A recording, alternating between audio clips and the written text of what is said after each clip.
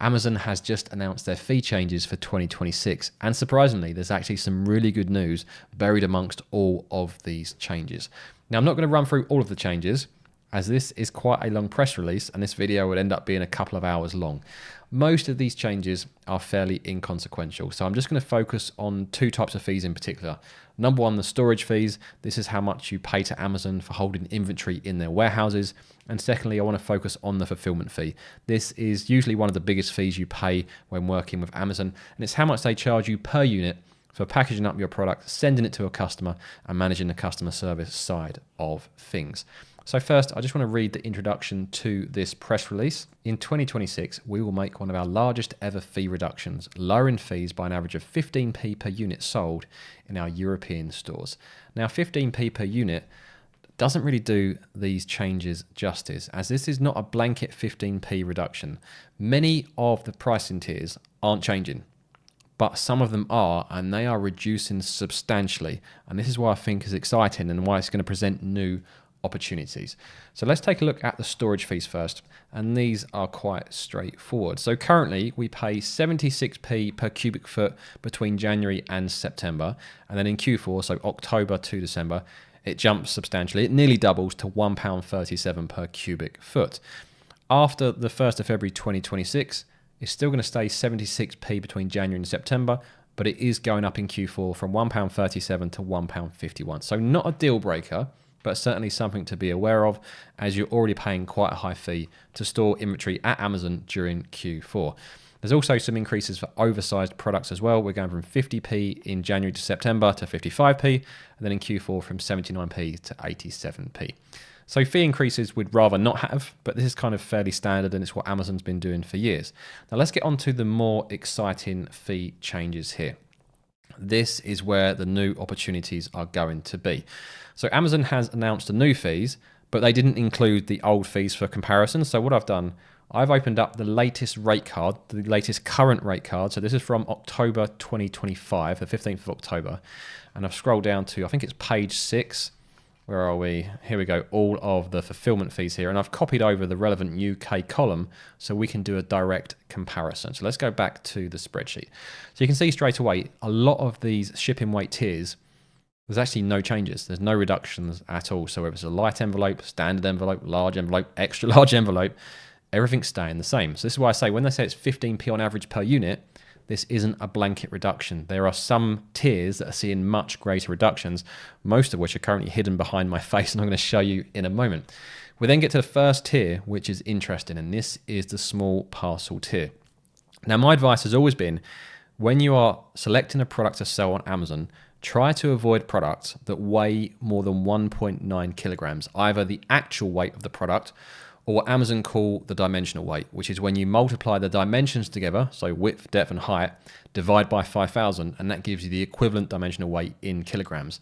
And Amazon will take either the actual weight or the dimensional weight, whichever is the biggest number, and they'll use that to decide which tier you fall into and which fee to charge you. So I've always said, avoid products that weigh or dimensional size weigh more than 1.9 kilogram because the fee jumps a lot. So last year in 2025, from £3.25 to £5.10. So that's a £1.85 increase per unit. And if you're a new seller, you're paying VAT on that. So add 20% on that. So over £2 per unit extra you're paying if you go for 1.9 kilogram by even 1 gram. And this is where one of the new opportunities is coming from. Now, if you go over 1.9 kilogram, either the actual weight or dimensional weight, and you're in the small parcel tier, your fee only goes up by 2p from £3.25 to £3.27. So that is a saving of £1.83 per unit. So for me, that is going to present new opportunities, products that I have previously excluded because the profit margins didn't stack up. And normally when the profit margins don't stack up, part of that is the fulfillment fee being too high. And that's just a small parcel tier. If we go down to the standard parcel tier, there are a lot more new opportunities. This is generally where most of the people that I work with, like through my mentorship service, I see hundreds of products every year. Most of the products tend to fall into standard parcel tiers. So again, the 1.9 kilogram cutoff always applies as it jumped from £3.48 to £4.73. So what's that, £1.25 jump, I think it is. Whereas this year, it's a 1p increase. So if you go above 1.9 kilograms, either the actual weight or dimensional weight, it goes from £3.48 to £3.49. So it's a £1.24 savings. And that continues throughout the rest of the standard parcel tier. So you can save £1.62, £1.63, £2, £2.19. These are big savings. And there are thousands of products on Amazon. And I know because I've seen tens of them myself where I've been sent them from mentees, where everything else stacked up except the profits. These products are all of a sudden going to become viable because they're now close to £2 more profitable per unit. So actually, I think this is one of the most exciting times to be considering starting Amazon FBA, because there are lots of untapped products that previously weren't viable, now potentially might be viable with this new fee structure. And if I scroll down a bit further, you can see these reductions also apply to a number of the oversized tiers as well. Now, generally, I avoid oversized products, as it's going to increase your storage fees, and it's also going to cost you a lot more to import them, so the freight costs are going to be higher. However, something like small oversize should be fine in most instances, and there are reductions in the fees as well.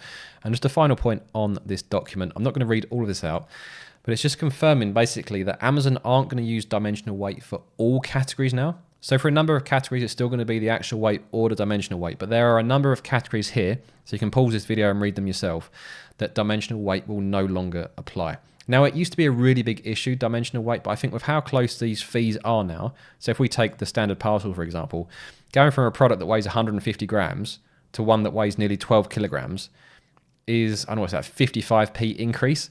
So it's not the deal breaker it used to be if your dimensional weight really pushed up the fees. But certainly something to be aware of, that dimensional weight does not apply to all categories. Pause the video and have a look through that.